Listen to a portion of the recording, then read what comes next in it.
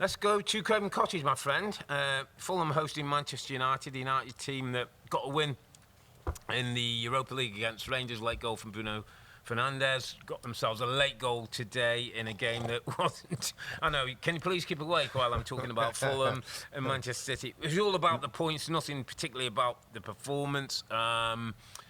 Listen, United got the job done, Rob. We're in that territory, aren't we, where you say it's about the points. They got the points. They hung in there.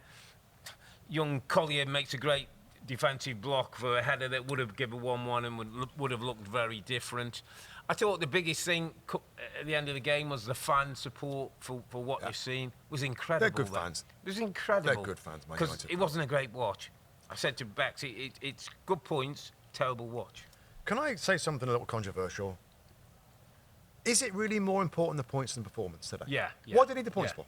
What do they need the points for? Yeah. Because it brings confidence to the group, and you look at the table, and it's a bit like the Spurs thing. The optic of Manchester United, 14th, 15th in the league, they're 12th, and they can go to top 10 in the top 10. So I'd have rather seen a better performance, some really good football. Yeah. See some development and improvement. But let's go back to the Amorim. This is the worst Manchester United team. It's all to do with stats and numbers and wins, Rob. And everybody's comparing this group and this manager. So you've got to get some wins to put that all to one side. And I get it, and I'm with you. I would rather see more progression and understanding. Because at the moment, Rob, I still don't see too many things that or particularly working that well. There's a lot better from day one. There's not. Yeah, it's not. I said after the game today in our studio, Rob, it's like, this is going to be slow. Yeah. This is going to be a slow progression, improvement, until reinforcements come in and help them a little bit. They will get a little better, and there's signs. Will any of the reinforcements come in this window? Because that's going to be important. They've got to. To give the guy a chance, haven't Give they? the guy a chance, give the fans something, to bring a player in that's suited to this. It's not even an unusual system, but different to what they're used to. It's not as though he's doing something radically different here. There's a few teams that do this, even in the Premier League. But this fullback, and I've watched some video of him, Borgu, isn't it? What's his name? I got his name. The Lecce fullback. Yeah. Patrick Dorgu. Patrick Dorgu is 20 years of age. He's a Dane. He's very lefty. He looks like a natural wing back. Yeah. I just feel like if they get one, that changes a fair bit. Mazraoui, bless him, he's a lot of things, and he's probably a really good right side of a central three. There's a three back there, really good, because he's a kind of a full-back, can defend, he's decent on the ball, but he's not a wing-back. Yeah. If you just change one position, that changes him to somewhere else, it strengthens that position. I've got to think they'll try and bring somebody in. That being said, there's a lot of talk about Alejandro Garnacho going out to Napoli, or to Chelsea. Chelsea sniff around. Remember Chelsea? Chelsea are trying to do loan with an option to buy. They want to have a little look, I think. They don't just want to go and, like, the numbers are apparently over £50 million. They might want to just see what his character's like. Let's have a little look at you, which I think is great business for Chelsea. Not so sure for Manchester United. Not so sure for United. No, why would I let him go there? He offers something. Yeah, he's one of their better players. Yeah, he is. He's one of their better players, and they haven't got that many good players to say, you go on, you go out, you go on loan. So I'm a little unsure about that one. Transfer window's closing very soon for Manchester United. Yeah. There's a couple of issues. Garnacho just talked about Marcus Rashford. Yeah. Problem. Huge problem. By the way, that quote, you talk, I'll try and find this quote again from the manager after the game. Oh, okay. You know, the quote, there was a quote, I haven't told you about it. It's a quote I was reading afterwards. Today's game? After today's game, there was a quote in a press conference afterwards. I won't be able to find it about now. Marcus Rashford? Yes. Here it is. Well, he wasn't involved in the squad at all, was he, today? So, tells you everything. He's, 7 days to go in the transfer window? Right. So, this is from Miguel Delaney, who's a reporter, isn't he? Right? Yeah, well respected reporter. And he's saying in his social media post here, Amorim on Rashford, quote, I would put Vitali, the reserve goalkeeper, on the bench before a player who doesn't give the maximum. Quote unquote. Yes. So Amorim on Rashford. I'll put Vitali, the reserve goalkeeper, on the bench before a player who doesn't give the maximum. Again, this is just a quick. Yeah. You know. So we don't know totally the source. And this is just after the game, by the way. Yeah, so it's got to be out. put out there. Yeah. Well, that tells you that right now he's doing everything to sell him, get him out of the football club. And Rashford's not. No, and If that's a true quote from the manager, who doesn't give his maximum. Yeah. Well, these disappointing is that? It's come to an end, hasn't it? It's come to an end.